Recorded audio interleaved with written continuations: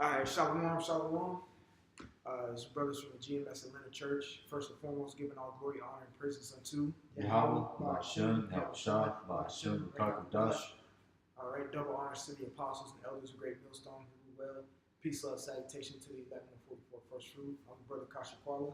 I'm the brother Zakaria. All right, today we will come with a lesson, pretty fairly quick one, right before we go to camp, about being blameless. Okay, all right, because in this thing of ours, you get, if you're on the right path, you are on the path to being blameless. Okay, Yahushua was blameless because he was walking the correct path. Okay, where they had to bear false witness against him just to,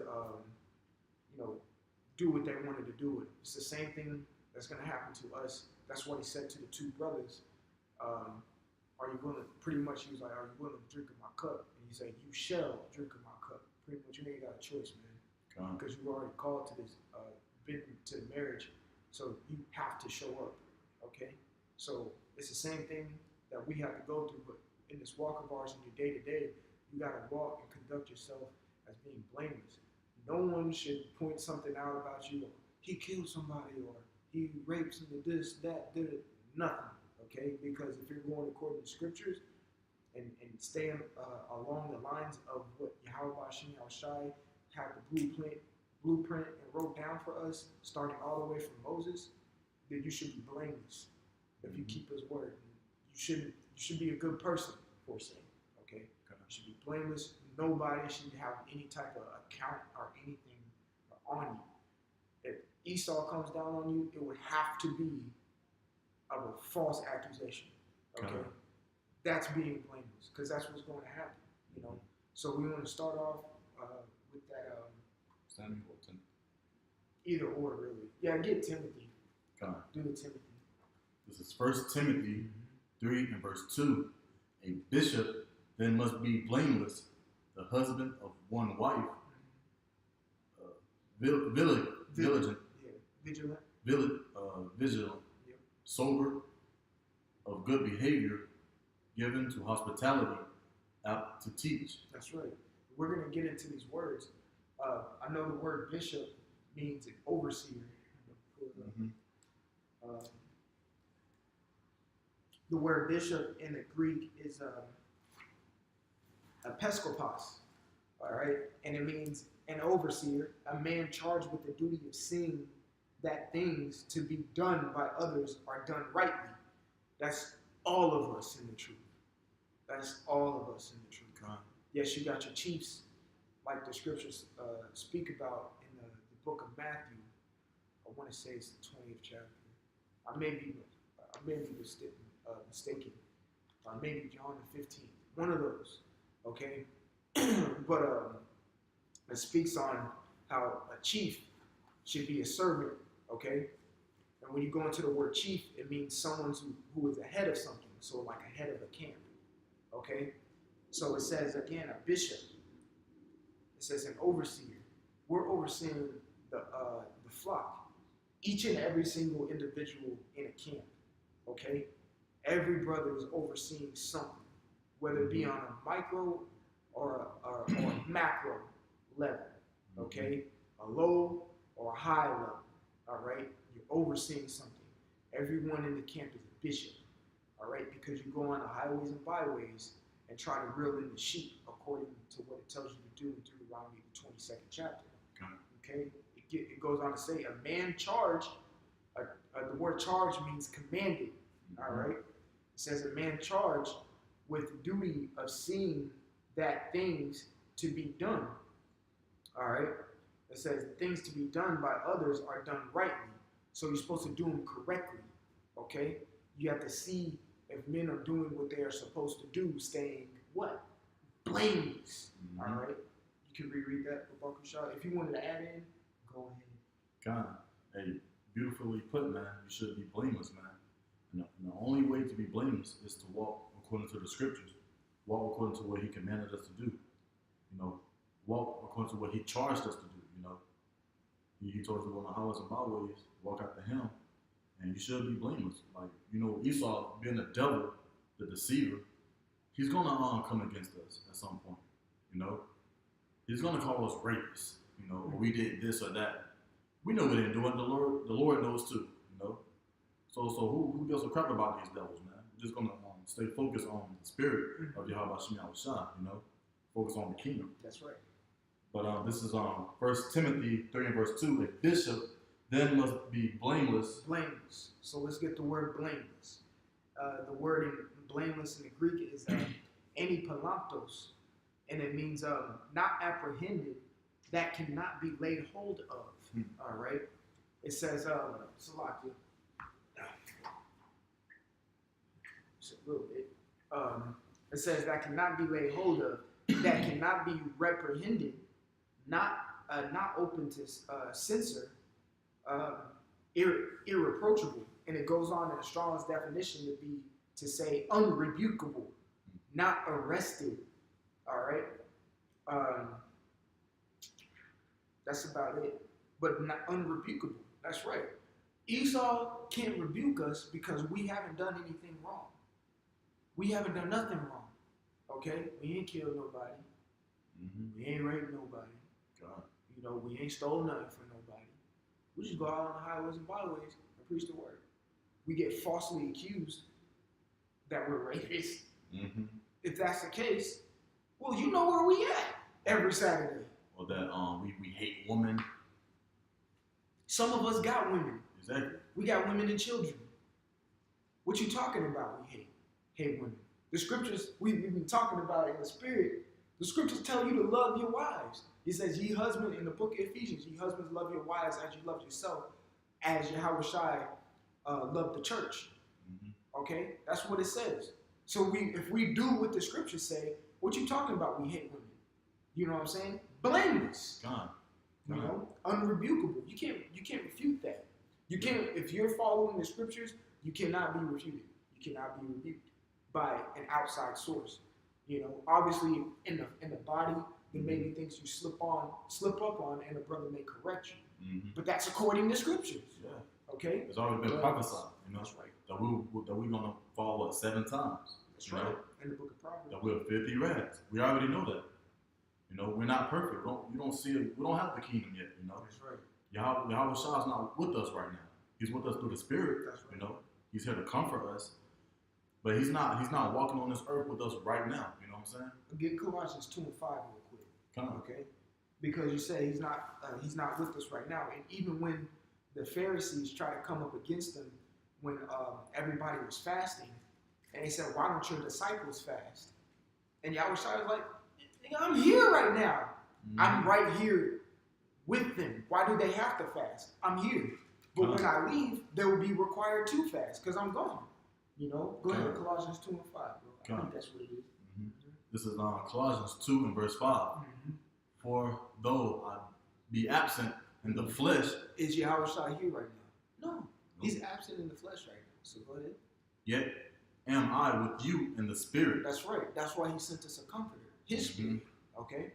Come on. And when you read, I think John 14 and John 17. Okay? He said he left us a comforter. Okay? But he's not with us here in the spirit. I mean, Salaki, in the flesh. Therefore, he's with us in the spirit. Go ahead. Come. Joy in beholding your order, Salaki, and the steadfastness of your faith. He said, joying and beholding your order. So he's watching. All right, go ahead. Come. And the steadfastness of your faith. And he's watching how steadfast, how rooted you are in the faith. I think the book of Colossians talks about being rooted as well, man. You know? But you can go back to Timothy. You want to keep going? Come. Yeah. Okay, go ahead. Yeah. And Yahweh Shah HaMashiach, in verse 6 it says, as ye have therefore received Yahweh Shah HaMashiach, the Lord, so walk ye in him. That's right. Rooted and built up in him, established in the faith as ye have been taught. That's right. Abounding therein with thanksgiving. That's right. Abounding therein with thanksgiving. That goes back to 1 Thessalonians, the 5th chapter. We're giving all thanks to Yahweh Shem Yahushai. Pray always, quench not the spirit, you know what I'm saying? And then give all thanks, okay? But you're supposed to be rooted in this thing while our big brother is absent. You're supposed to be bringing in his flock, according to Deuteronomy 22nd chapter. while he's absent. But he's here in the spirit, keeping an eye on you, man. God. Making sure you're blameless. If you're following the spirit and not grieving the spirit, like it says in Ephesians, the 4th chapter, I think the 30th verse, okay, then guess what? You're striving to be blameless, man. Mm-hmm. You know, you can keep going, Timothy. I'm gonna start from the top. Yeah. This is 1 Timothy 3:2. A bishop then must be blameless. So like, a bishop must be blameless, and it's gonna state the things of how you be blameless. So go ahead. The husband of one wife, vigilant. A husband of one wife. This wisdom. Go ahead. Vigilant. Meaning you got a head on a swivel. Go ahead. Sober. Meaning you're clear-minded. Go ahead. Of good behavior. Good behavior. Just be good, bro. Come on. Okay, don't go out doing some fuck shit, for lack of better words. All right, go ahead. Given to hospitality. Hospitality, being a loving brother. Okay, opening up your doors to a sincere Akim, helping Akim out. That's being hospitable. All right, go ahead. Apt to teach. Apt to teach.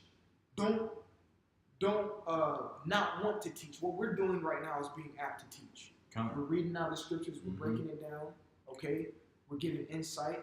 We're bringing out the understanding through the spirit of power of Yahweh Shem Yahushai. We're gonna go out on the highways and byways today and teach. All right, go ahead. Verse 3, not given to wine. Not given to wine. So that's synonymous to being sober. And the wine is other doctrines. Other doctrines. Go ahead. No striker. The striker, that goes into being strife. Okay, which means to fight. Okay, go ahead. Or being even, you got physically fighting or just being argumentative all the damn time. Wanting to argue with a brother. Okay, so go ahead. Not greedy of filthy lucre. Not greedy of filthy lucre. That's what IUIC and them be. They all about the Benjamins. You know what I'm saying? Because that's what filthy lucre is. You get filthy lucres, you getting it in a deceitful way. Okay? Get Leviticus chapter 19 and I think verse 13.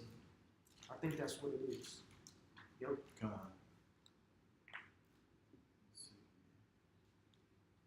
Leviticus 19. Because getting money in a filthy manner is doing what? You're defrauding. All right? You're being wicked. So go ahead. Is that verse 16? Verse 13. 13. Leviticus 19 and verse 13. So you're breaking the law. Transgression. All right? That's sin. So go ahead. Thou shalt not defraud thy neighbor, neither rob him. The wages of him that is hired shall not abide with thee all night until the morning. That's right. You see? You should not defraud them or take their wages, man. That's filthy lucre right there. If you're obtaining those wages from your neighbor, which is your brother, man. So you can go ahead back to Timothy. Basically, basically what he's saying, if you want my truth or my understanding, pay up. Yeah. Because he's leaning in his own understanding. He's not telling the truth of the scripture. He's adding and taking away. That's why his ass gonna get cursed. You can already see that his whole organization is getting, messed up, effed up. But I'm gonna go back to that 1 Timothy 3 and 3, starting at the top. Not given to wine, no striker, not greedy of filthy lucre, but patient. It says what the scripture said, woe to him that have lost patience. You gotta be patient in this thing. Not a brawler, not covetous. Covetous, yeah. What was it saying? Yeah, covetous. Yeah, not covetous. Keep going. Verse 4, one that ruleth well his own house, having his children in subjection with all gravity. That's right. You have. How can you think to rule a nation if you can't even get your own house in order? Come. And that's including yourself. Come. All right. I was watching this episode on Luke Cage, and his girlfriend was like, he was talking to Luke Cage's dad, and she was like, I don't know what my purpose is, or I don't know what his purpose is. And Luke Cage's dad asked her, he's like, well, do you even know what your purpose is? How are you gonna figure out his purpose if you don't even know your own? look at yourself first before you go and look at somebody else. That goes in Matthew the 7th chapter. Get that mote out of your eye before you try to tell somebody to get the beam out of theirs. Yeah, check yourself, man. Check yourself. Look in the mirror, man. Check yourself. Meditate. That's right. Keep going. Verse 5. For if a man know not how to rule his own house, how shall he take care of the church of the Most High? See, you can stop right there. But because when you read the scriptures, you want to go from period to period. All right, and most of this in it has semicolons and commas, and we just hit a period. But that's all of this. He says, how are you going? How if you can't take care of your own shit? How you gonna take care of the children of Israel? Yeah. How you gonna take? What does it say? The church of the Most High. Church of the Most High. How are you gonna do that if you can't take care of your own stuff, man? Okay, Yeah. that's like an oxymoron. Yeah. You're icy hot, goddammit. You know what I'm saying? How you gotta be one or the other. That's what the Lord said in the book of Revelation, the 3rd chapter. Apostle Tahar loves bringing that scripture out because it's true. You gotta be one or the other. Okay? Mm-hmm. Romans the 2nd chapter, man. You can't sit here and tell somebody to do something when you're doing the same exact thing they do, man. Make sure yourself is straight before you go out and try to rebuke and reprove, man. Mm-hmm. Okay? You know? But all those are characteristics on how to be what? A bishop that is blameless. You know what I'm saying? I know you got it, bro. You know, hey, just be blameless, man. Mm-hmm. You know, take care of your house, and if you take care of your house, it's gonna lead into what? Take care of the church. You know, you're gonna do good to the brothers, have good hospitality. Mm-hmm. You know, take care of yourself, your temple, fasting. You know, doing the things that are needed of you for the Most High, man. That's right. You know, because we're just vessels, man. You know, and He's using us. You know. And that's just mainly it, you know, just being in the spirit. Mm-hmm. And that's all I have to say, bro. Just like you said, take care of yourself in your temple. The scriptures say by spiritual and bodily cleanliness. Mm-hmm. All right? So you got to take care of yourself before you go try to do some other stuff with some other people, man. All right? The Lord requires you of that, to be blameless, you know. You know, we have a few other precepts, but, you know, I think that hits the point. Yeah, that sums it up. That sums it up right there, man. But, you know, just be blameless in this thing, okay? The elect are going to be blameless no matter what, man. But, you know, Lord willing, this lesson was edifying. If you have any closing remarks. You know, beautifully point, you know. We hope you brothers got edified, you know. You know, everything's through the spirit. Everything's through the spirit, that's right, man. That's how you be blameless, by going through the spirit. But, you know, again, Lord willing, y'all edified. We give all glory, honor, and praises to you. Double honors to the apostles and elders of Great Millstone, who will. Peace, love, salutation to the elect 144. Again, this is the Akim from the GMS Atlanta Church. Until next time, we will say shalom. Shalom.